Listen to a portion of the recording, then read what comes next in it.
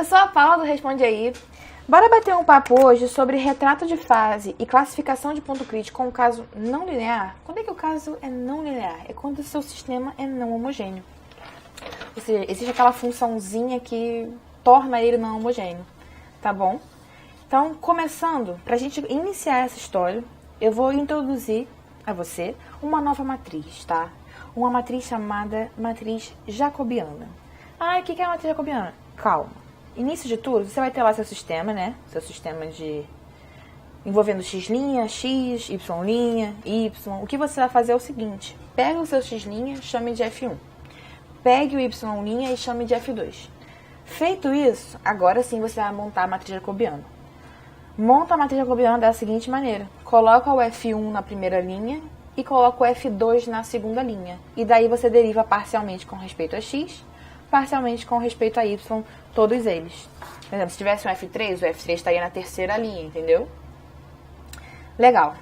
Já já você vai ver por que a gente faz isso, mas é bom a gente introduzir o que é a matriz jacobiana, tá? Então vamos calcular aqui quem são os pontos críticos, que nada mais é que você igualar a derivada, a primeira derivada, a zero. Então eu fico com 0 igual a x ao quadrado mais y ao quadrado menos 2 e 0 igual a x mais y. Isolando uma das variáveis na segunda equação, eu fico com y igual a menos x. Feito isso, a gente pode substituir na primeira e descobrir, né, algum valor. Vamos lá, x ao quadrado mais y ao quadrado vai ser menos x ao quadrado. Só que menos x ao quadrado é o x ao quadrado. E isso menos 2 tem que ser igual a 0. Então, 2x2 tem que ser igual a 2, desculpa. Então, x ao quadrado vai ser igual a 1. Portanto, o x vai ser mais ou menos 1. Quando o x é mais ou menos 1, o y vai ser menos mais 1. Ou seja, se você escolhe o x positivo, o y tem que ser negativo, tá? Então, os pontos são os seguintes. 1, menos 1 e menos 1, 1. Legal. Agora vamos finalmente para a nossa matriz jacobiana. Lembrando que o nosso sistema, eu vou escrever aqui, era x' igual a x ao quadrado mais y ao quadrado menos 2 e o y' era x mais y. Lembra do início? Eu te falei para você chamar o x' de F1 e o y' de F2. E aí aqui eu chamei, ó. Chamei e agora eu vou fazer a jacobiana dela. Como é que fica a jacobiana disso? Lembrando que jacobiana, eu já boto aqui a primeira F1, F1 e vou colocar F2, F2. O que é isso? Primeiro a gente faz a parcial com respeito a x e depois a parcial respeito a y. Vou denotar dessa maneira, tá? Quando eu falar F1, x, nada mais é que a derivada de F1 parcialmente, né, com respeito a x. Fazendo isso, vamos colocar aqui como é que fica, qual é a derivada parcial de F1 com respeito a x. É simplesmente o 2x, tá? E a derivada parcial de F1 com respeito a y é 2y. Derivada parcial de F2 com respeito a x é 1. E a derivada parcial de F2 com respeito a y é 1. Tá, o que a gente faz com isso? Dados os pontos que a gente não vai resolver nada agora, tá? Eu tô só te mostrando a teoria. Dados os pontos os pontos críticos que você vai encontrar, o que você vai fazer é substituir os pontos na jacobiana. Para que eu faço isso? Para você calcular os autovalores e os autovetores dela, para você finalmente conseguir classificar o ponto crítico. Então você faz o quê? Descobre quem é ponto crítico. Joga na jacobiana. Da jacobiana, você calcula o autovalor e autovetor. E agora você vai ver como é que a gente classifica essas coisas. É bem semelhante, tá? Muito semelhante. Se não, vou me atrever a dizer que é igual, ao caso linear, tá? Então, classificação dos pontos críticos. Isso aqui é quando você já calculou os autovalores e autovetores da matriz jacobiana naquele ponto crítico, tá? Primeiro caso é quando o autovalor é real, os dois autovalores são reais diferentes, e os sinais deles são iguais, e eles são diferentes de zero. Então, o retrato de fase é dessa forma, lembrando daquele velho truque, né? Se os autovalores forem positivos, a setinha vai sair. Eu vou até botar aqui de verde. Então, se for, a setinha sai. sempre saindo. Beleza? Se o alto valor for negativo, a setinha entra. Então, vou botar até de ver... Ah, vou botar de azul. Eu gosto de azul. A setinha vai entrar. Tá legal? E isso aqui é em todo desenho, tá? Eu só tô botando separado pra não ficar muito confuso. E aí, vamos classificar finalmente os pontos críticos. Que se o seu lambda, ou se os seus autovalores forem negativos, você tem nó estável ou atrator. E se for positivo, é nó instável ou repulsor, tá? E faz um pouco de sentido, né?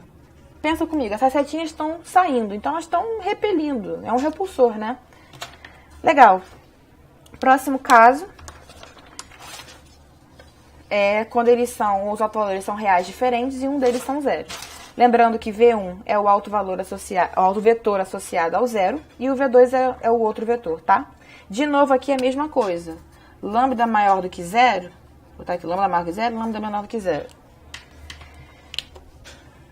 Quando é maior do que zero, é nó instável ou repulsor.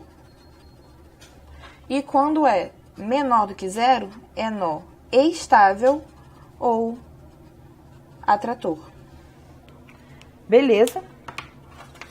Próximo caso é quando a gente tem altos valores reais diferentes com sinais diferentes. Ou seja, vai ter esse formato, tá? As setas estão vindo, saindo, blá, blá, blá. E o ponto crítico é classificado como ponto de célula. Beleza? Esse é mais legal, né? Você vê um negócio diferente para um ponto de célula. Não tem nem que fazer mais nada. Próximo caso é altos valores reais iguais com dois autovetores, tá? Dois autovetores que são... Enfim, ou dois autovetores. Então, a gente vai ter esse formato. E o nó, não importa, tá? Todos esses casos, gente, quando é positivo, sai. Quando é negativo, entra. Todos esses casos, tá bom? Não vou entrar nesse mérito, porque já estava em caso linear. Isso você pode dar uma olhadinha lá, se estiver com mais dúvida. O ponto crítico nesse... Quando os autovalores são reais iguais, e você tem dois autovetores, é chamado de nó próprio ou estrela. Nó próprio ou estrela. Isso para os dois casos, seja positivo, seja negativo. Não tem problema. Os dois é a mesma classificação, tá? Nó próprio ou estrela. Parece uma estrela, né? Próximo caso é quando você tem os autovalores reais iguais com apenas um autovetor.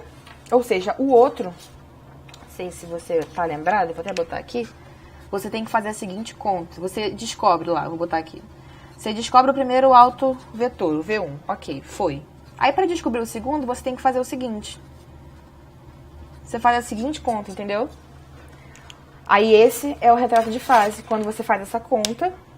E percebe que o retrato está sempre saindo, né? Sempre saindo na direção dos vetores. Então, se for positivo, sai. Se for negativo, vai entrar. Mesma história de sempre.